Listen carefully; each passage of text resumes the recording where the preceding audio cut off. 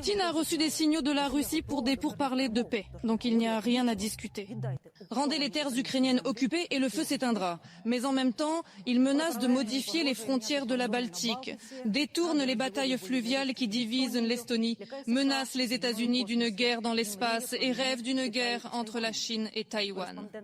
Andrei Orliak, correspondant de TSN, a étudié ces cartes en pointillé et dit que tout est encore plus intéressant qu'il n'y paraît.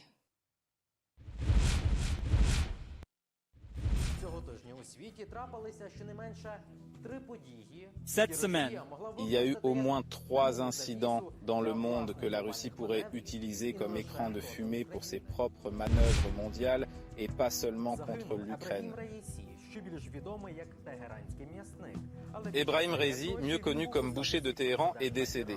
Mais au moment de l'accident d'avion, il avait le statut de président iranien. Je pense que le président Raisi a plus de sang sur les mains que n'importe quel autre responsable de la République islamique. Et bien que le pays l'ait déjà enterré, le responsable de Téhéran avait précédemment déclaré qu'il s'agissait d'une catastrophe et non d'un sabotage ou d'une attaque terroriste. Le fait même de la mort de la première personne du pays, car le ministre des Affaires étrangères de l'Iran s'est également écrasé, a secoué la région du Moyen-Orient et l'Occident collectif et a secoué séparément Moscou. En 1992, les Russes ont tenté de renforcer leur influence par l'intermédiaire de ce ministère des Affaires étrangères et de négocier la fourniture des mêmes shahids et d'autres types d'armes. Dans le même temps, il ne faut pas oublier que le timonier principal n'est pas du tout le président, mais le chef spirituel de l'ayatollah. Seule cette position, disent-ils, a été précisément prophétisée chez le défunt. Ebrahim Raisi était le principal candidat au poste de chef suprême. La grande question en Iran maintenant est de savoir ce qui se passera lorsque l'ayatollah Khamenei, aujourd'hui âgé de 85 ans, mourra. Un pays avec une sorte de système clanique de gestion de l'État, et non pas un clan, mais plusieurs à la fois.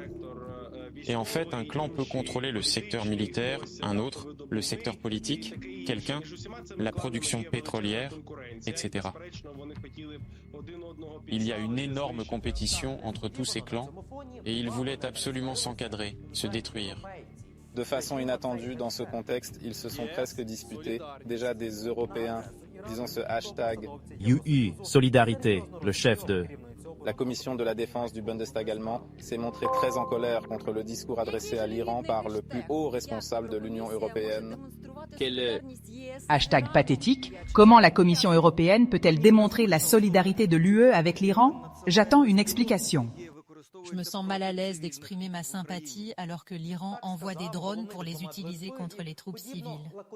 C'est ce qu'a déclaré le chef de la diplomatie lituanienne et, de la même manière, l'ancien vice-président des États-Unis, Mike Pence, de manière laconique. Le président iranien est décédé. Le monde est devenu plus sûr grâce à cela. Le premier ministre israélien Benjamin Netanyahou et le ministre de la Défense Yoav Gallant portent la responsabilité pénale des crimes internationaux commis sur le territoire de l'État de Palestine. Du procureur de la Cour pénale internationale en a choqué plus d'un. Il aurait mis un signe d'égalité entre les 3 dirigeants de l'organisation terroriste Hamas, contre lesquels il existe également un mandat d'arrêt, et le Premier ministre Netanyahou et son ministre de la Défense. Il convient de le préciser, le tribunal n'a encore rien décidé. Mais la réaction des États-Unis a déjà tonné. Nous rejetons la présentation par la Cour pénale internationale de mandats d'arrêt contre les dirigeants israéliens.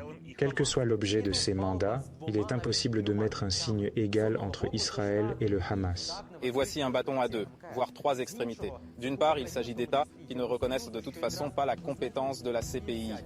En revanche, c'est un groupe de pays, dont l'Union européenne, qui viennent de le reconnaître. Et toute cette histoire, comme le pensent désormais les experts, peut à sa manière affecter Vladimir Poutine, déjà recherché par la Cour pénale internationale. Car si la confiance dans la justice internationale est ébranlée, les criminels de guerre russes n'auront même plus besoin de se cacher d'un tribunal équitable.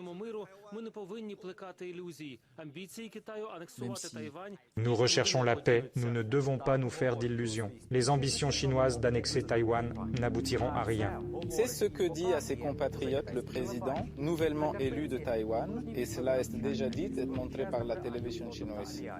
La photo montre un exercice militaire puissant, avec une flotte et une force aérienne réelles énormes, mais pour l'instant, des missiles tirés qui frappent Taipei. Poutine a frappé les États-Unis avec des missiles nouvellement peints. Et Pékin surveille de près la réaction de l'Occident.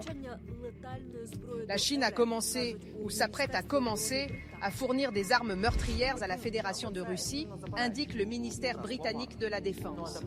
L'autre jour, les responsables de Pékin ont nié cela avec colère, dans les mots. Eh bien, revenons maintenant aux provocations géopolitiques, voire spatiales, de Moscou en action. En début de semaine, le Premier ministre polonais Donald Tusk a annoncé l'arrestation de 9 suspects de sabotage sur le territoire du pays, agissant sur ordre de Moscou. Outre la Pologne, il affirme que la Lituanie et la Lettonie sont dans la ligne de mire. Et voilà la première hirondelle. Dans un document officiel, la Russie déclare son intention de déplacer unilatéralement les frontières maritimes de la Baltique avec la Lituanie et la Finlande. Et il s'agit en fait d'une attaque directe contre l'OTAN. Et bien que le projet de loi, initié par le ministère russe de la Défense, ait déjà disparu du site internet du gouvernement, tout ressemble à de véritables renseignements sur les massacres. Avec de telles mesures, la Russie teste la capacité de défense de l'OTAN, estime un représentant du Parlement estonien. Mais l'UEO et l'OTAN n'ont pas eu le temps de répondre pleinement sur le papier à cette provocation russe, Moscou ayant eu recours à une nouvelle. Et déjà sur l'eau, dans ce contexte, les pays de la région baltique se sont mis d'accord sur la construction de ce que l'on appelle le mur de drones, dont le succès dépend notamment des signaux des satellites. Et ici, comme exprès, Washington rapporte déjà que les Russes ont récemment lancé leur satellite spécial comme arme antispatiale. Peut-être que toutes ces provocations brûlantes affecteront également, à leur manière, la décision des Alliés de lever le tabou sur Kiev et de permettre enfin l'utilisation des armes occidentales contre la Russie.